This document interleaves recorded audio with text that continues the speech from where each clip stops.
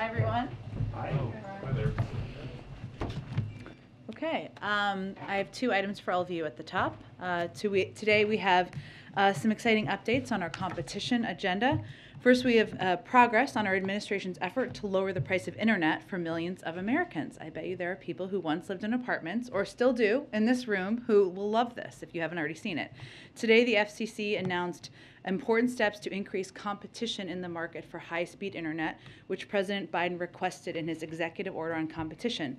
As some of you may know, the landlord, if you live in an apartment, sometimes requires you to purchase internet service from one source. And today the FCC voted on a bipartisan unanimous basis to crack down on exclusivity agreements between landlords and internet providers, known as sweetheart deals, which lock tenants in apartments and office buildings into just one option for internet. That might be good for the landlord and for the internet service provider, but bad for tenants, bad for the American people, bad for people living in apartment buildings who may have to pay more and accept lower quality service. More than a third of Americans live in apartments and condos, and many businesses operate in multi-tenant buildings like office buildings or malls. So this is a sweeping problem the FCC is starting to fix today. And second, a competition update that is relevant for our national security. Today, the Department of Defense released a new report required by the President's competition executive order, explaining that new actions to promote competition in defense contracting. This report details that since the 1990s, the number of aerospace and defense prime contractors has shrunk from 51 to just 5. That consolidation means taxpayers have to pay more for defense services, and it threatens our national security. Strengthened merger oversight is one of the 5 actions the Defense Department is taking to address the problem. We've already seen concrete progress on that front this week. On Sunday, the FTC successfully blocked Lockheed Martin's $4 billion attempt to acquire Aerojet, a proposed mega merger of major defense suppliers. The FTC had filed a lawsuit explaining that the merger would jack up the price the U.S. government has to pay while delivering lower quality and less innovation. Also wanted to note, last item from me at the top, is we're thrilled the Senate did its job today and confirmed the renowned clinical trialist Dr. Robert Califf once again to the job of FDA Commissioner, and once again on a bipartisan basis. He brings to this critical post a lifetime of knowledge and the institutional experience that will ensure he hits the ground running and is guided by the science on critical missions facing the FDA.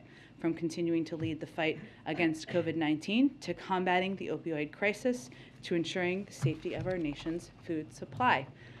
Josh, why don't you kick us off? Thanks, Jen. 2 things on Ukraine. Yes. First, markets have obviously already been reacting to that situation. Gasoline prices are up 20 cents a gallon over the last 30 days on average. Is the president saying that if people are paying more at the pump, that is essentially a direct result of Vladimir Putin's actions, and he is to blame for the current burst we've seen in higher prices? Well, the president wasn't making a market assessment or how the market moves. What he was conveying very clearly to the American public is that if Russia were to invade and we were to put in place crippling sanctions, that would have consequences or an impact here at home. So I know that wasn't exactly how you were asking the question, but that was what he was conveying in his answer. In terms of the price of gasoline, what we've seen is we know back in December, it went down by about 10 cents thanks to tapping the Strategic Petroleum Reserve, something where there are still releases that have been ongoing. The president also made clear in his remarks that he is open to all options are on the table to help bring down the price of gasoline. But he wasn't making a market assessment. He was just making clear to the public that if Russia invades and we put in place crippling sanctions, that would have an impact on the public. And then secondly, on Ukraine, the president talked about diplomatic efforts. Yeah. Could you go into more detail on what those diplomatic efforts could be? Is this going to be more U.S. interaction? Could there be a face-to-face meeting with Putin? And then how would you define success under diplomacy? Is it as simple as no invasion, or are there broader goals you're looking for, given that everything is now on the table, or more things are on the table? Sure. Well, on the first part, you may have seen or not that our Secretary of State spoke with Foreign Minister Lavrov earlier today. The President spoke with President Macron earlier today as well. I think the readout just went out to all of you, or it should be in your inboxes as well. And what he means by ongoing diplomacy is that it will continue at the pace an urgency that you have seen from him over the last several weeks and from his team. And some of it will come from the president, some will come from high-level members of his national security team, and some of it will come from our European partners or NATO allies, who we remain in very close contact with. In terms of engagement with President Putin, as you know, he spoke with him on Saturday, and he believes in the power of leader-to-leader diplomacy, but I don't have a prediction of a next engagement at this point in time. And what about Oh, sorry. define success? Sorry, I didn't get to that last part of your question. How we define success is, I think, how a lot of our European partners and NATO allies would define it, which would be a de-escalation, a proven de-escalation at the border of Ukraine, where the Russians are pulling back their troops, where they are making clear to the global community, to the media, to the public, that they are not invading Ukraine and backing that up with actions. Go ahead. I think, Jen, following up on this energy question, in terms of the impact on our energy, which the president mentioned, and then the consequences here at home, what should Americans be prepared for? Worst case scenario, what should they expect if this happens? Well, I think what the president was touching on was the fact that if Russia decides to invade, there could be consequences here at home, and that could have an impact on energy prices, which could have an impact on prices at the gas pump. And while we are taking active steps to alleviate the pressure on our own energy markets, and every option is on the table to offset rising prices, as you saw the president act last fall, range of options remain on the table. He also wanted to be very clear and direct with the American people about what the impact could be, and the fact that in his view, defending democracy and liberty is never without cost, but we need to convey to the American people exactly what that could look like. One more on Russia. If President Putin decides not to invade, does President Biden consider that a victory? I think the global community would consider that a victory. But again, I think what the president's view is and what the national security team's view is that this is ultimately up to President Putin. And every step we've taken up to date over the last weeks and even months to coordinate with our NATO allies, to stay in close touch with leaders in Congress and members about what our plans are, to put together a crippling sanctions package. What we are doing is we're presenting the choice to President Putin. He ultimately is going to decide which path he chooses. Go ahead. Jen, I just wanted to close the loop on a few things. So the Ukraine has been experiencing a number of cyber attacks today. Yeah. A number of its banks were affected. The defense ministry was affected. Has the United States attributed those attacks to Russia? I don't have anything on the attribution at this point in time. I know there have been a range of reports. What I can say is that we have been in touch with the Ukrainians, our allies and partners, working with them to deter and respond to malicious cyber activity.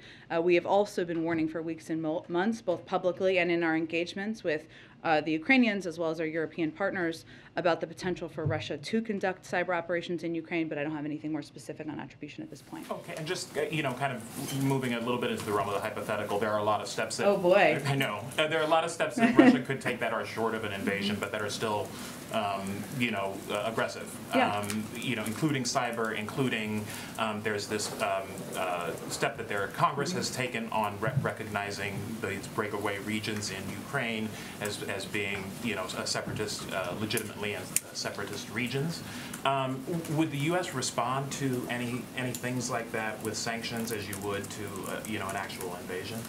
We have conveyed before, and I'll reiterate now, that we would be prepared to respond with a range of malicious activities or actions that the Russians were to take. Okay, and then one more thing. I know that you've said that there's very little daylight with you and European allies on this issue.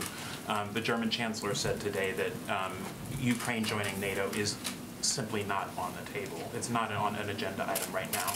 Is that how you would characterize it from the White House? Well, I think as you've heard the President convey, and you just heard him convey in his remarks, our view from the United States is that nations have the right to sovereignty, to territorial integrity, freedom to set their own course and choose who they associate with. So we, the United States, we're never going to pressure Ukraine or any country to join or not join a global alliance. That is up to them and up to the other members of NATO. Go ahead. Thanks, Jen. Just, you say all options are on the table. Let's be more specific on the possibility of a gas tax holiday. Would the White House support doing that? I have nothing to predict for you at this point, but all options remain on the table. He said in his speech, if Russia attacks Americans in Ukraine, we will respond. Is there specific intelligence suggesting that some kind of targeted attack on Americans in Ukraine is possible? I don't think he was suggesting that. I think as we've conveyed, as we've warned and been very clear about the risks that would be posed to anyone who's in Ukraine, including American citizens, were Russia to invade, one of the biggest militaries in the world, that there would be serious risk to civilians. That's, I think, what he was conveying. And with the Ukrainian president slated to be out of his country this weekend to go to the Munich Security Conference, do you guys think that's a good idea for him to be gone right now? I don't think we have an assessment on that from here. Obviously, the Munich Security Conference is an opportunity for any leader to engage with, communicate with other leaders in the world, and obviously the vice president is going, as you know. He's got a busy day, obviously, with Ukraine, but has the president talked to any Supreme Court nominee? Have any interviews been scheduled? Will they I'm happen going in to person? disappoint you here, Ed, and just convey that I think we're not going to give day-to-day updates from here moving forward about whether or not he's done interviews. What I can confirm for you is we're still on track to for the president to make a decision and make an announcement before the end of the month, which is in 2 weeks. We file that under the guy. He will do some interviews in the next 2 weeks. That's what I can confirm for you. Go ahead, Jackie. Thanks, Jen. We've been told for a long time that some cyber attacks would likely precede an invasion. So if it turns out that Russia is behind what happened today, or is, I guess how I should phrase it is there work being done quickly to figure out if Russia is behind what happened today so that sanctions can be imposed before there is bloodshed? Or is the calculus still sort of centering on force on force or some passing over the Sure. Well, we are constantly doing those assessments, and certainly as any cyber attack happens, that is certainly a process that happens behind the scenes and that our intelligence community and our national security community undertakes, as it would be in this case as well. I would note, though, as it relates to sanctions, one, there's a range of means that we could respond, both seen and unseen, so to a cyber attack or any other attack, and the president has the purview to do whatever he chooses in that regard. But our view remains that the crippling package of sanctions is an effective deterrent. So if you do that all in advance, what is to stop them from moving forward? Now, that may be a different of policy issue, different as of opinion, I should say, on policy issues with some in Congress, and that's okay, but that is our view from the administration.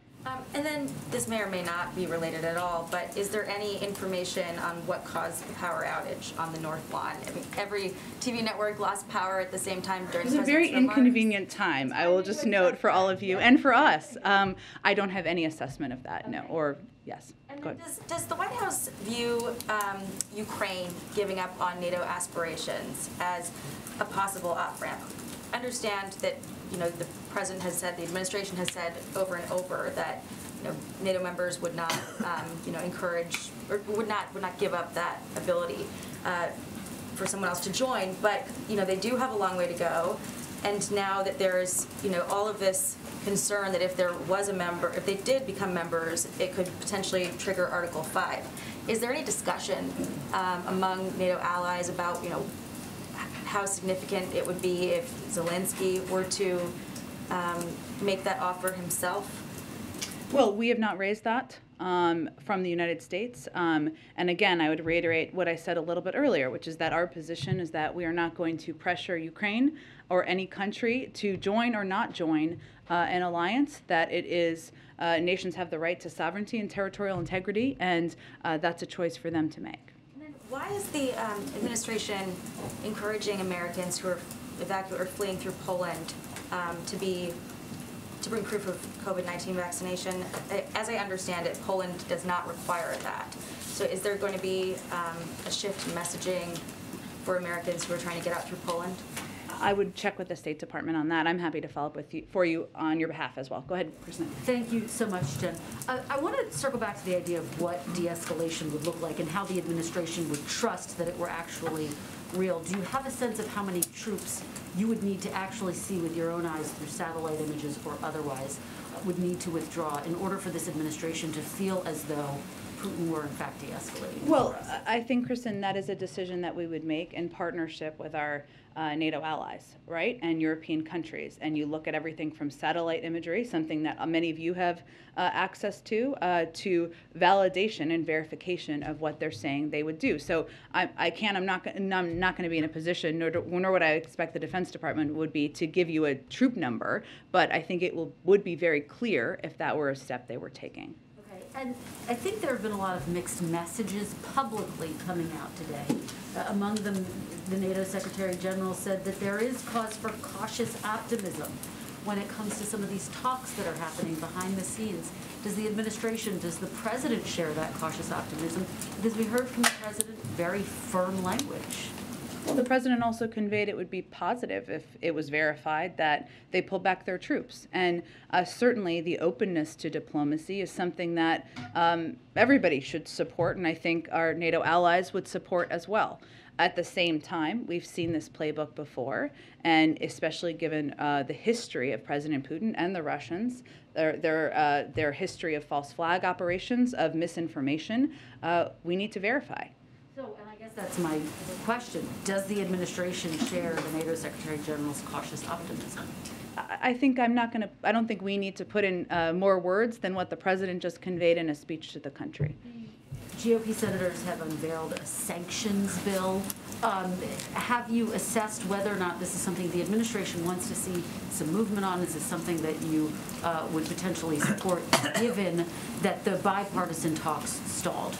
Not yet, because it just came out. But again, our view remains that a bipartisan effort would be the best effort moving forward. And as I conveyed to Jackie a few minutes ago, our view continues to be that the crippling sanctions package we've designed is meant to be a deterrent.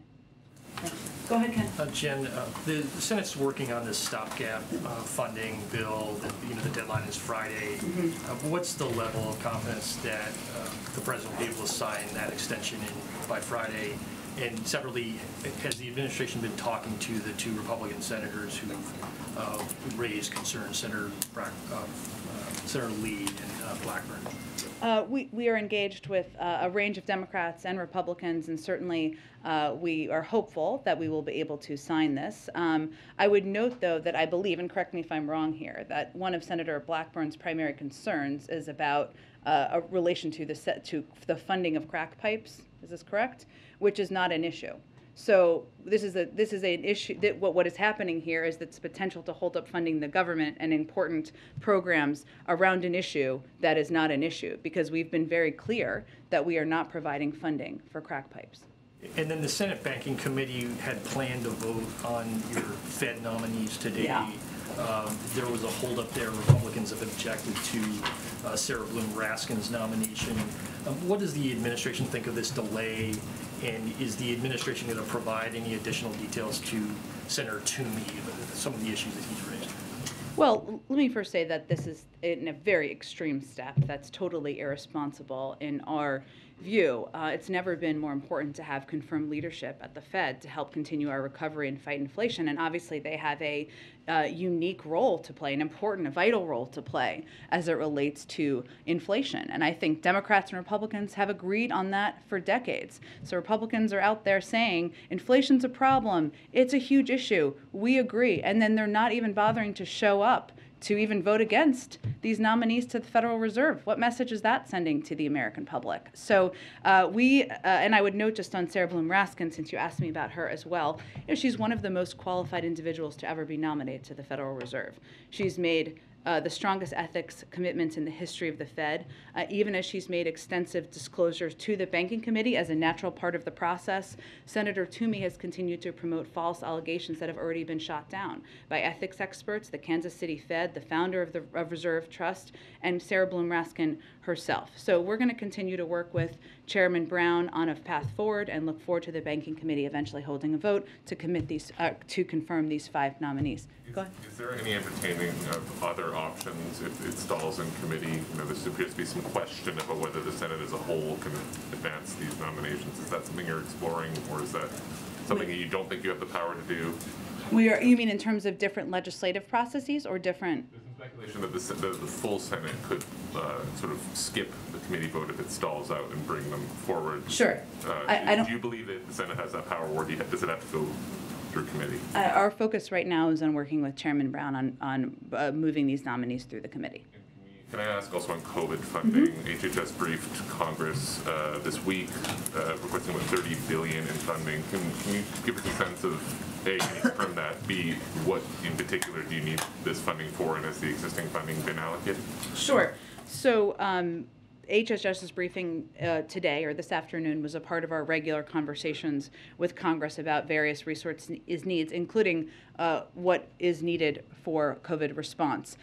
This is important because while we continue to have sufficient funds to respond to the current Omicron surge in the coming weeks, our goal has always been to ensure that we are well prepared to stay ahead of the virus. So we've been in these ongoing conversations about what those needs might look like, and this was a part of that effort. In terms of funds that have been allocated or spent, more than 90%, so available rescue plan funds, which is where the funding has come from to date, have been obligated or allocated. 90% of that has been for purchases of vaccines and therapeutics, vaccine distribution efforts that have gotten shots and arms testing, including for schools and at other high-need locations. Resources from the rescue plan and prior COVID response bills have enabled us to respond forcefully to the Delta and Omicron surges. And what we're trying to do now is stay ahead and stay in contact with Congress about what those needs might look like. Secretary Blinken said yesterday that the U.S. is not on pace right now to meet the president's goal, the WHO goal of vaccinating 70% of the world by later this year. Is any of this funding aimed at jumpstarting global vaccination efforts? And can you talk a little bit about why you're not on pace? Is it, for instance, a supply problem, or is it a problem with what Secretary Blinken called last mile type stuff, getting shots in arms, to borrow the language of the college? That is an undervalued part of it, I should say. So I thank you for raising that part of it. So right now we've shipped over around 440 million doses and are continuing to aggressively share around 10 million doses a week to the world, free of charge. We're the first country to buy doses for the sole purpose of sharing them with the world. We also bought, as you know, 1 billion doses. And Secretary Blinken, I think, made those comments in part because he wants to rally the world to do more. But a big part of our effort right now, and where we have seen challenge, is turning vaccines into vaccination, which means working closely with our partners on the ground and dealing with hyperlocal issues countries may be facing to increase vaccination. And this is a big part of the focus of Ambassador Power and USAID's Global Vaccination Initiative. But part of it is that shots in arms component. Have we started deferring their U.S. donations because the capacity is the problem more than the supply? There have been moments, yes, where countries are not able to receive the doses that we're able to provide. Go ahead. Thank you. Creating a gas tax holiday takes legislation. Yeah. And I'm wondering, what are other things that the president can do on his own to mitigate a gas price hike because of Ukrainian conflict? What else can he do by himself? And in terms of releasing oil from the SPR, have you made a determination of how much cost rise that would offset? In other words, what good does it do? Yeah. Sure, that's a good question, and those are assessments that our economic team is constantly, of course, making. We did see even the anticipation of the release back in December helped lower the price by about 10 cents, but those assessments are constantly being made. In terms of without a decision being made, which I know you're not asking, but just to be clear, there are steps the president has taken in the past, obviously tapping the Strategic Petroleum Reserve. He has also we have engaged with oil-producing countries around the world. That's something we will continue to do because clearly we need to ensure that the supply out in the global market is meeting the demand. And obviously, Encouraging other countries to produce more. correct. Yes, and that's been a part of our effort, even as we anticipate what impact there could be from an invasion. So, as you know, there's obviously a difference between natural gas shortages and the impact on home heating, which is largely a regional issue. But we have been still in Europe, but we've been still working with partners on that as well, but also on the supply of gas out in the market. Oil, I should say, for gas. So go ahead. The president said that an invasion remains distinctly possible. Yeah. Some senior administration officials said a couple days ago that as soon as this week. Is that still the timeline, or has anything shifted based on the kind of mixed messages of the last couple days? We don't have a new assessment. As I think you heard the president say, there's a distinct possibility, but we don't have a new assessment of a decision being made either. And then I know there've been internal discussions about giving a speech like the one the president gave today for some time. Why today? And then the intent behind it. Obviously, it seemed to be looking to hit on multiple audiences to deliver specific messages to them. So why today, and why that range of messages? You know, Phil, I mean, you all have been covering this very closely, the potential of an invasion, our diplomatic engagements, and there's no question the American people have been consuming what you have been reporting. But I think we felt, and the president felt, it was important to be very clear and direct with the American people about what the impact could be on them, what the consequences would be, what our values are, and why it is important to stand by not just the territorial integrity and sovereignty of a country, but also stand among our allies and partners around the world. So it was very important to him to lay out very clearly what's the steps we've taken, the actions we're prepared to take, what's at stake for the United States and the world, and how this will impact us here at home. In terms of why today, it wasn't based on, obviously, as you saw, a desire to put out new policy or based on something new internally. It was just the president's interest in feeling it was time to speak directly to the American people about all of those issues. And then just last one, on the first point that you made there, is there concern either by the president or inside the White House that perhaps the understanding or support for kind of traditional Western alliances that have been a pillar of the last 80 years is waning or doesn't exist to the degree that it used to?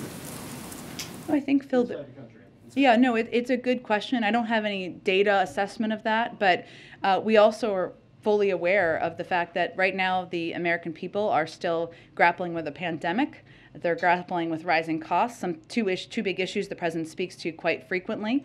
And it was important to him to be able to lay out clearly for them what this potential conflict, potential invasion in a place that may feel far away, and how could impact them, how that could impact them, and his engagement. Go ahead. Yeah, thank you, Jen. President Biden today said there's 150,000 Russian troops encircling Ukraine. That appeared to be a higher number than previously reported.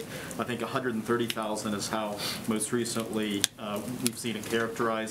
So is the president confirming an actual escalation of Russian troops, or why did he present a new number there? Well, I think over the last dozen days or so, we've seen a dramatic acceleration and buildup of troops. And so the president said in his remarks very carefully, it's encircling Ukraine on the border and also in Belarus.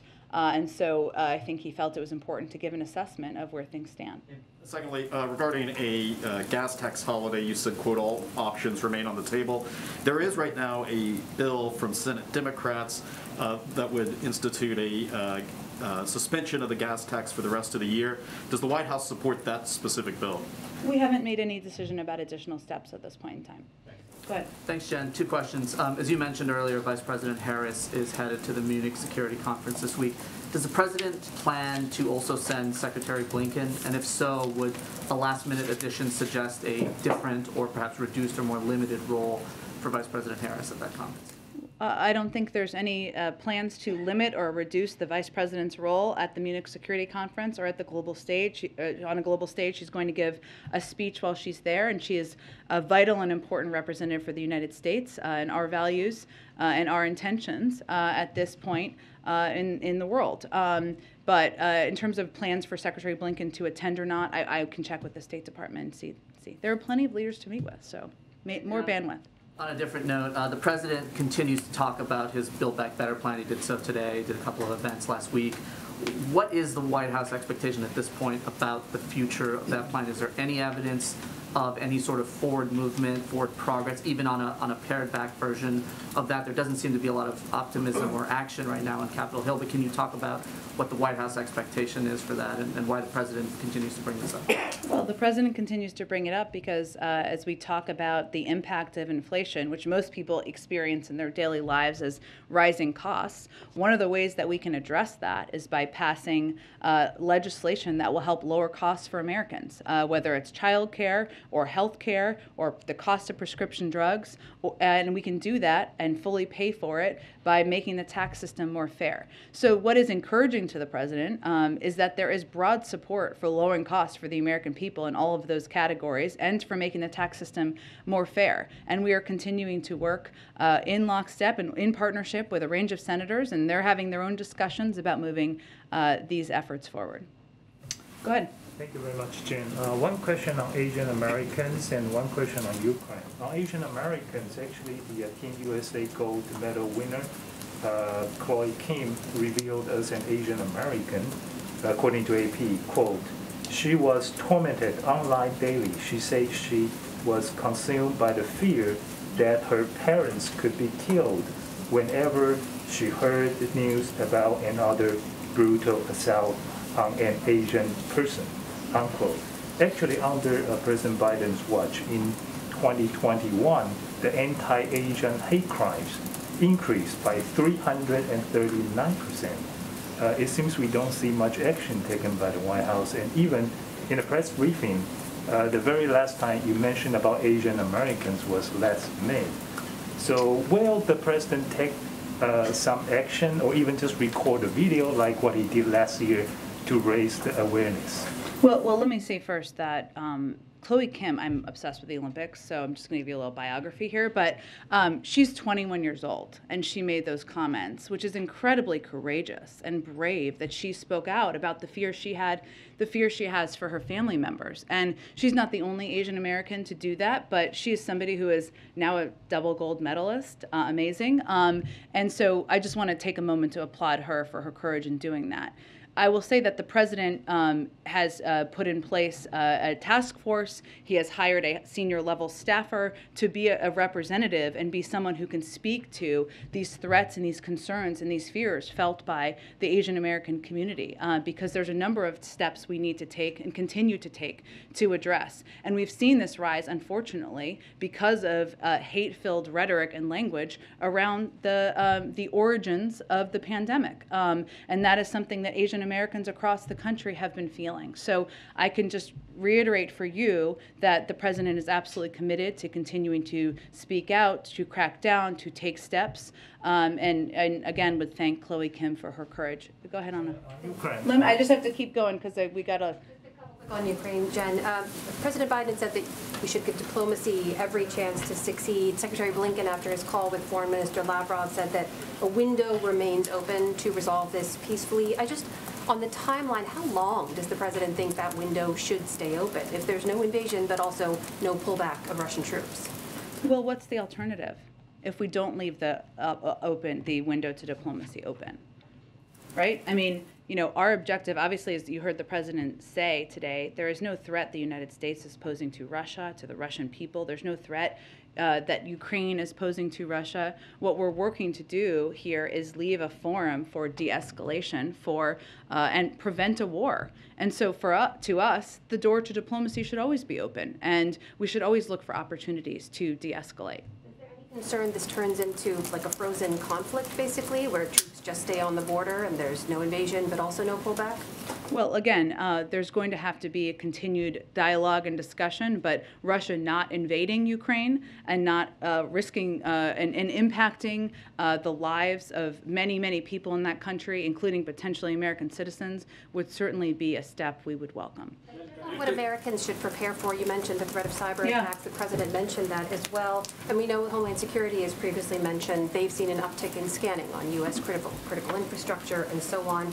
Should Americans be prepared for a potential Russian cyber attack on critical U.S. infrastructure or other networks? Well, I would say even before we've been discussing the buildup of troops at the border, and even before we've been discussing the bellicose rhetoric, we have seen an uptick in cyber activity by malicious actors around the world, either those living in countries or the countries themselves. And so that is something, I don't have any new threat or new warning to pose today, but that is something we have certainly been amping and increasing our focus on as a threat that's emerging, but has been the case for the last several years. Can you take a question on Africa? Yeah, 1 second, go ahead, and then I'll go to you. Jen, just this hour, lawmakers put out a bipartisan statement warning President Putin. I know you've said from the podium that the White House doesn't need Congress to pass a sanctions package to implement your own sanctions package, but wouldn't it have sent a stronger message if there had been an agreement reached? What message do you think it sends to Putin that all we got out of Congress was a statement? I think President Putin knows very clearly, because he's heard it directly from President Biden's mouth, that if he invades Ukraine, that there will be crippling sanctions, and we don't need Congress to act in order to do that. And when will the president make a decision on any new energy policies to impact prices at the pump? Because even without an invasion, prices have risen beyond where they were before the emergency reserve release back in November. You're right, and the president is very focused on making sure we're doing everything we can to lower the cost for Americans in any way it hits them, whether it's prices at the pump or when you go buy a pound of meat or wherever it may be. So we're continuing to assess, and he's continuing to look at options. I don't have a prediction of any decision, though. Go ahead. I'll go to you after, Simon. Go ahead. Switching topics entirely, the Sure. president is headed later this week to Ohio. He said that he'd like to be out in communities with people more frequently. How often would he like to be out there per week? What do you guys ramp Every up day? for? Well, but when he says that, what is your anticipation? Is he looking to travel 2-3 days a week? And when would we expect that to ramp up? You know, I think you can expect that to increase around the State of the Union and after. I think we are constrained by a couple of things, including the CR funding, but also the fact that there is a whole lot going on in the world. Even though he can be president anywhere, he also has a responsibility to sometimes be in the White House, or oftentimes be in the White House. So, but he's looking forward to getting out there more in the coming weeks. Does he have anywhere specific that he hasn't been yet, or places that he hasn't been that he feels frequently enough that he'd really like to get back to? Good question. I would venture to guess that he has probably been nearly everywhere, given he ran for president a couple times and vice president. As president, I don't have any prediction of states or readout of states that he's looking forward to going to, but I'm sure he is looking forward to traveling around the country, blue states, red states, across the gamut. Go ahead. Okay, Simon, I'll go to you. Go ahead, Simon. Okay, thank you. It's been 3 months, so if you can allow me to ask 2 questions. The president spoke with Prime Minister Abiy Ahmed of Ethiopia on January 10th. It's been almost a month now, more than a month since that call took place. And the WHO yesterday released a statement saying that they still don't have access to the Tigray region for humanitarian access because the government is not allowing them to have fuel. So is the president still interested in anything else apart from Ukraine? Of course he is. The president has to be a global leader in the world, and he is responsible for not just what's happening around the world, but also what's happening domestically. Let me give you an update or a comment from here. We're hopeful that recent steps taken by the government of Ethiopia and other actors might open a path to resolving the conflict. Over the last month, the Prime Minister has taken steps to promote dialogue, release political prisoners, and enable expanded delivery of medical supplies in the Tigray region. We continue to have serious concerns about the humanitarian situation in Ethiopia, and we are focused on working with all parties to end the source of the suffering, the military conflict. Go ahead, Karen. President Zelensky tomorrow is calling for a day of unity, a national holiday tomorrow in Ukraine. His message for the last couple of days, if not longer, has been don't panic to Ukrainians. Does the administration have concerns that Zelensky and Ukrainian leaders have not adequately prepared the Ukrainian people for a Russian invasion? Well, I'm not going to speak to that. What I can speak to is what we feel our role and responsibility is, which is to provide a range of information about what we see at the border, what we see Russia preparing, and our assessment of what impact that could be. Every leader makes their own decisions. And do you have an update on the humanitarian assistance that the U.S. is talking with European allies, should that happen and the Ukrainian people need that? Sure. I know Secretary Blinken made an announcement, I believe it was yesterday, about additional assistance. Let me just see if I have any more details on it in here, and if not, I will get that to you shortly after the briefing. Karen, let me just see. Let's see here. Let me get you, I can get you, let's see, so we did offer, we just announced, sorry, a sovereign loan guarantee to Ukraine of up to $1 billion to bolster Ukraine's economy amidst pressure resulting from Russia's military buildup. This builds on the $3 billion in sovereign loan guarantees we issued to Ukraine between 2014 and 2016. We've also committed more security assistance to Ukraine in the last year than at any point in history, $650 million. And we also announced we're launching a new partnership fund for a resilient Ukraine with our European, with our allies and partners to continue to expand on that. The last thing is the Export-Import Bank has made available $3 billion in support for projects in Ukraine, and the Development Finance Corporation has a current investment portfolio in Ukraine of approximately $800 million across more than a dozen projects. So we've obviously provided a range of assistance, which we will continue to build on. Go ahead. Jen, will Vice President Harris be meeting with President Zelensky when she's in Munich? I don't have anything on her planned meetings at this point in time. I expect we'll have more as we get a little bit closer, and I expect they'll do a preview call from her team as well. And then an Olympics question. Yeah. Does the administration have any reaction to the IOC's decision to allow Russian figure skater, and I'll butcher her name, Kamila Valieva, to continue competing in the Olympics after her doping scandal?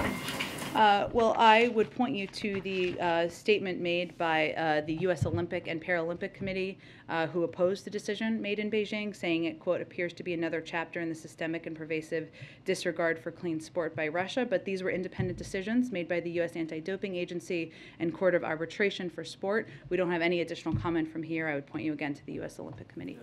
Go ahead. Yeah, so the U.S. Energy Information Administration shows data that Russian oil being imported in the U.S. has been increasing over the past year. In May of 2021, it was the most on record. Now, the president said he wants to use all tools to keep gas prices down.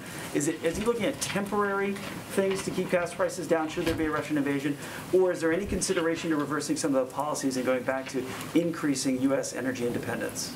I don't have anything to detail for you, in terms of what he is considering, but our overarching objective is to decrease the impact on American consumers and increase the impact on Russian leaders. Well, you talked about the boycott on the Republicans of the Fed nominees. Does the White House support allowing 4 of the 5 nominees to go through and then dealing with Sarah Bloom Raskin later? Again, we are working with Chairman Brown to move all 5 nominees forward. Go ahead, right there. Go ahead, yeah. Thanks, Jen. Do you have any update on maybe steps the White House is taking in the event that the trucker protesting in Canada heads to the U.S. and also especially to D.C. around the time of the State of the Union? Well, our Department of Homeland Security team has been assessing, and I gave an update last week that they also increased support, federal support around the Super Bowl. When there were those reports, I would note the Super Bowl did move forward, and there was no halting of that. So that is a positive development as well. But we are constantly assessing any impacts or any security impacts, but I don't have anything to preview for you. Go ahead. Thanks, Jen. I wanted to ask, back to the Supreme Court, the President received a report with recommendations on how to reform the Supreme Court late last year.